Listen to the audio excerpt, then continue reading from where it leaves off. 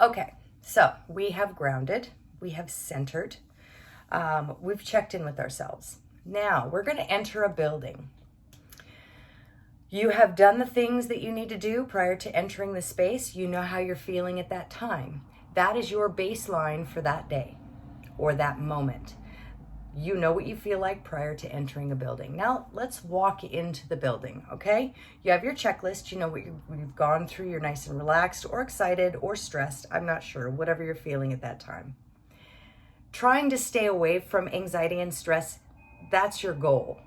You don't want to enter a place anxious and stressed, because if you are, you hear my grandfather clock talking to you.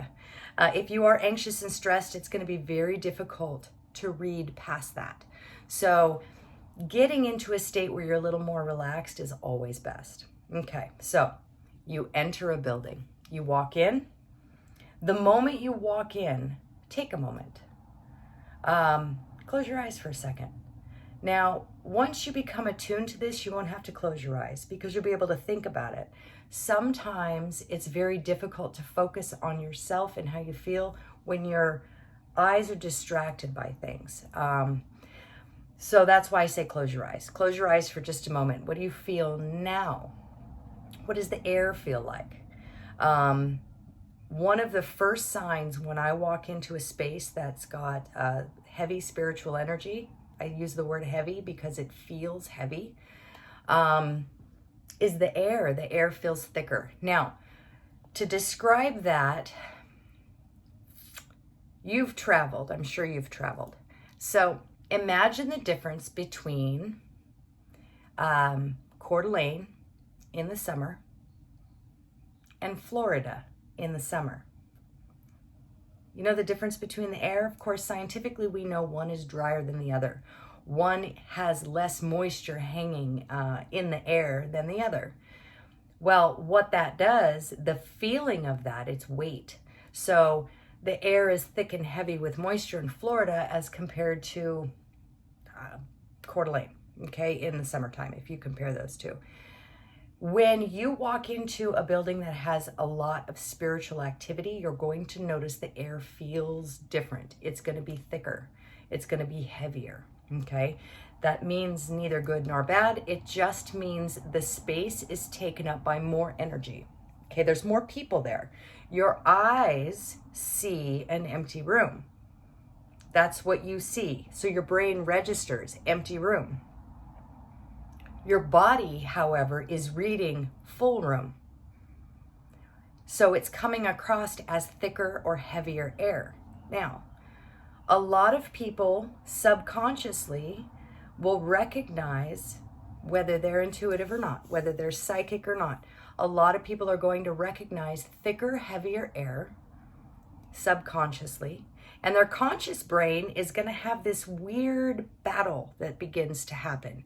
And this is where anxiety and stress and fear and discomfort comes in.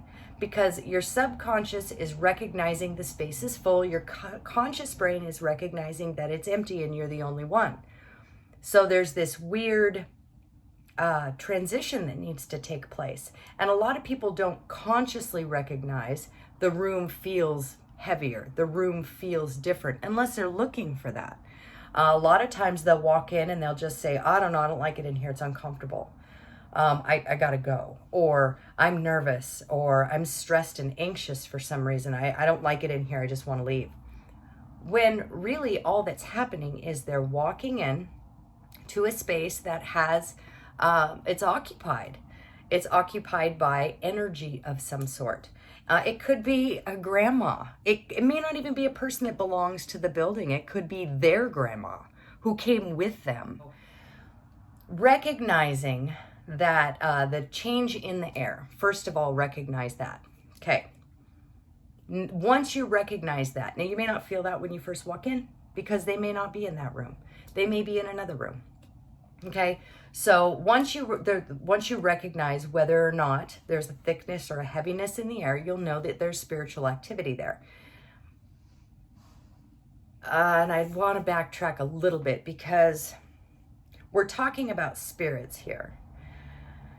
But what I said doesn't necessarily just pertain to spirits. It also pertains to residual energy.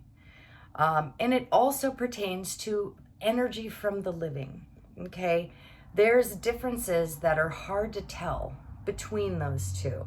It's hard to tell sometimes whether it's a little old lady sitting in the corner that used to own the house 500 years ago and she's still there and she's willing to have a conversation, to a little old lady that used to own the house 500 years ago and she's no longer here, but there is a record or a loop of things that she did.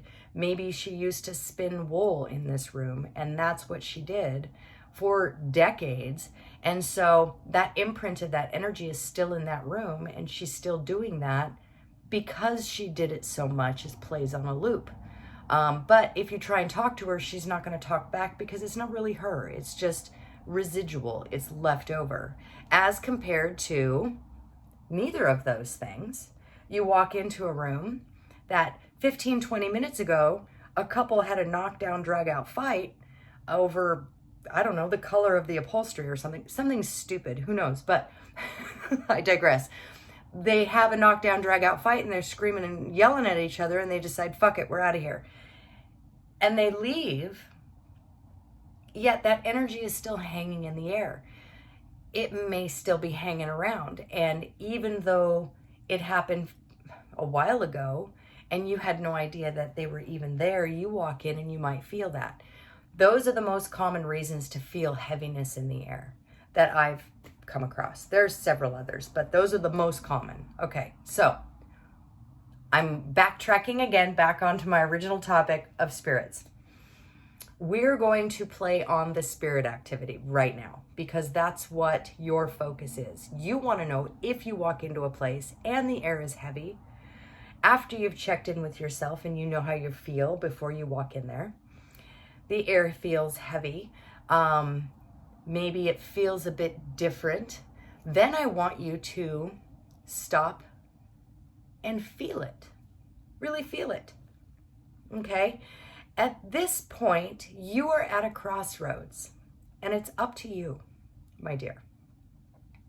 Everything that happens is up to you from here forward, as far as spirit activity. Okay?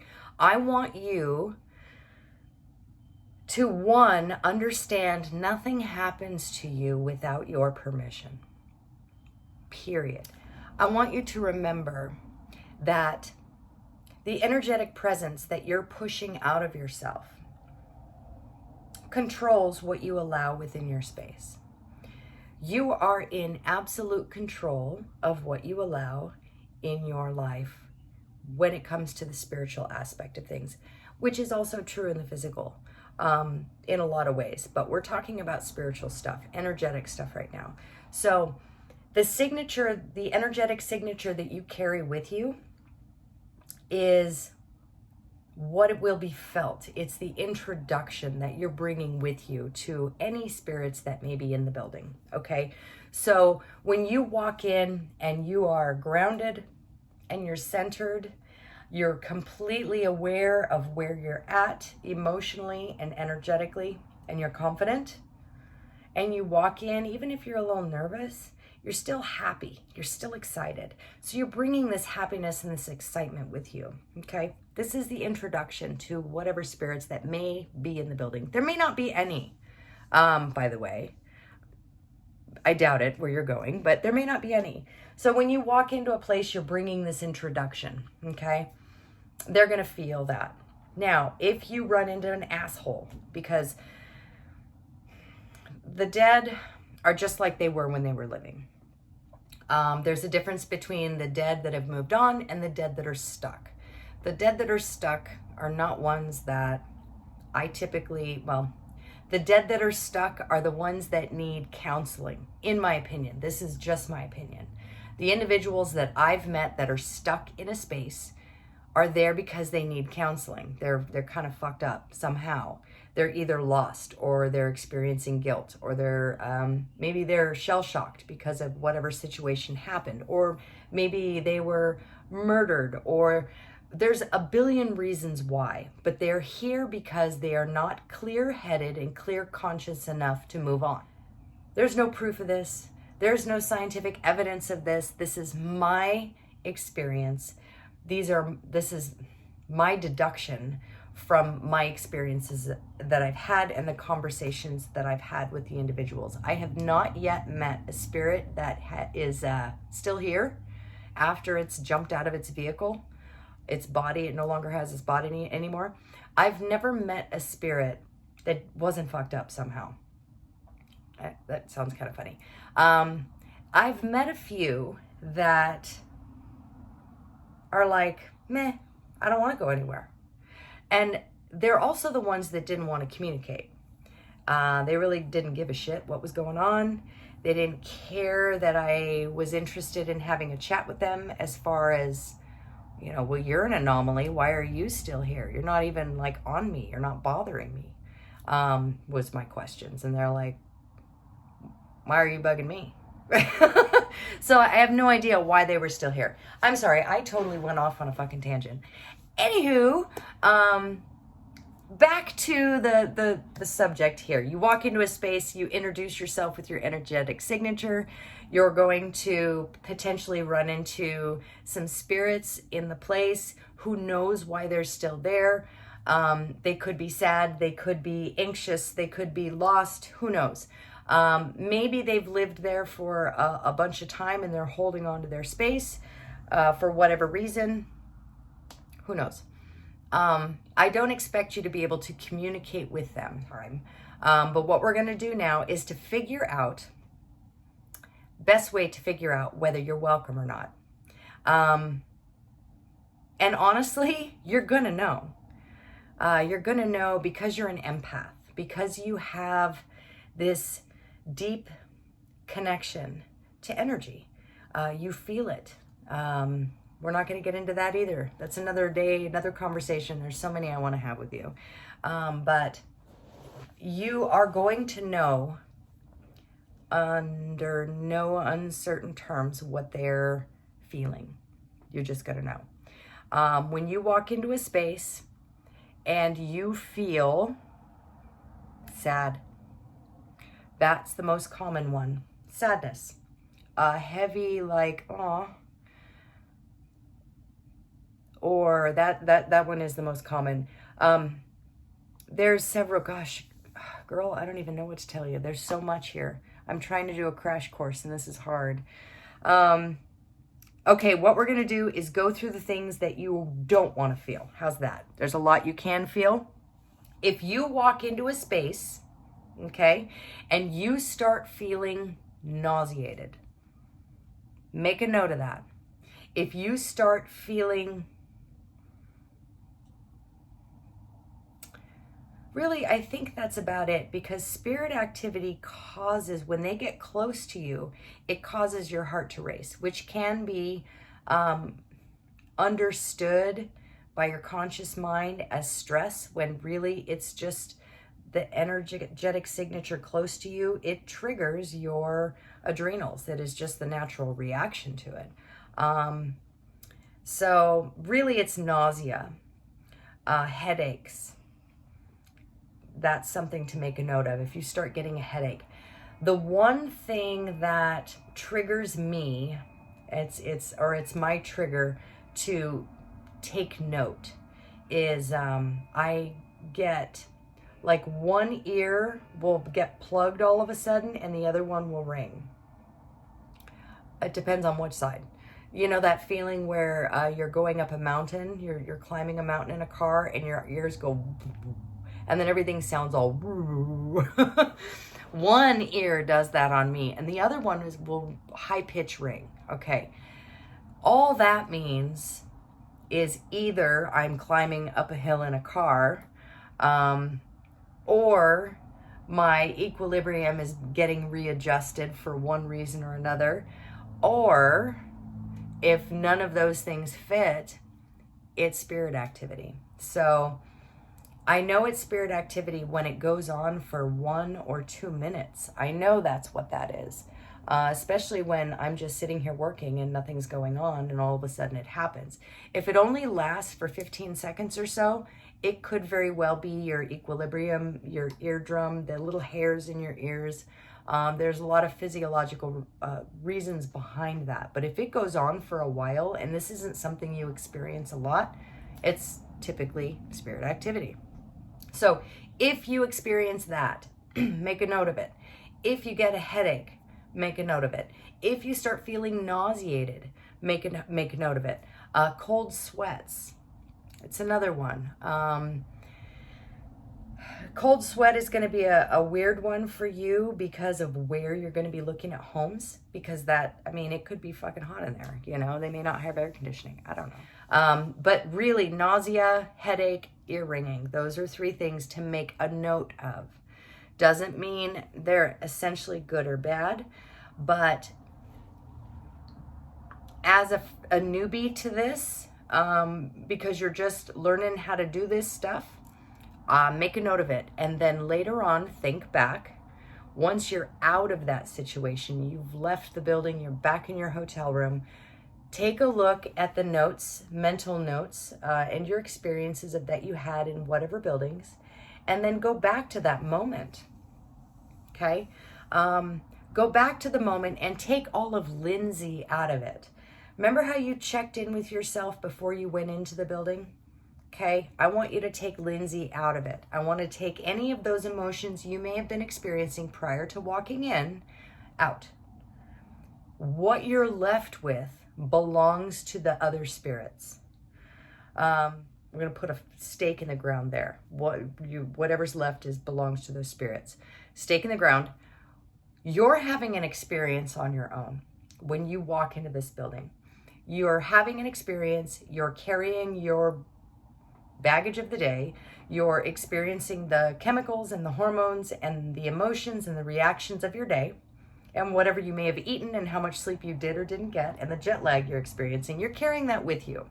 Even though you tried to put those bags down before you walked in, it's nearly impossible to drop them all. So you're carrying it in with you, okay? You checked in with yourself, though, prior to entering this building. You know what you were feeling. At the end of the day, once you've visited these buildings and you're doing your mental checklist of what you experienced in the building, all those things you were experiencing prior to entering, take them off the list. What you are left with is what that building feels like. I hope that makes sense. So if you remove all Lindsay's stuff and you're left with a building that has a very pleasant odor, heavy air, but a bright feeling,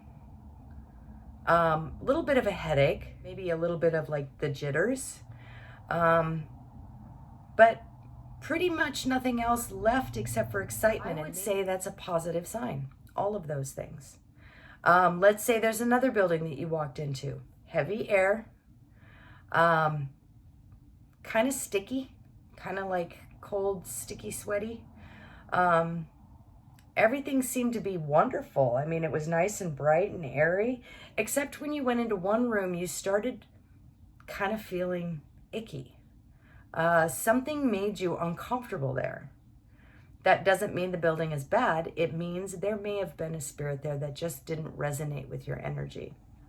Now, if you're going to buy this building, I would think twice about that situation, because it's going to take extra time and effort to get that clean. Okay. So it's kind of like buying a fixer-upper. When you buy a haunted house, okay, here we go. If you buy a haunted house, it's a fixer-upper. There is nothing you cannot clear from a space. Nothing that I have experienced. I've been doing this a long time. Some things take longer.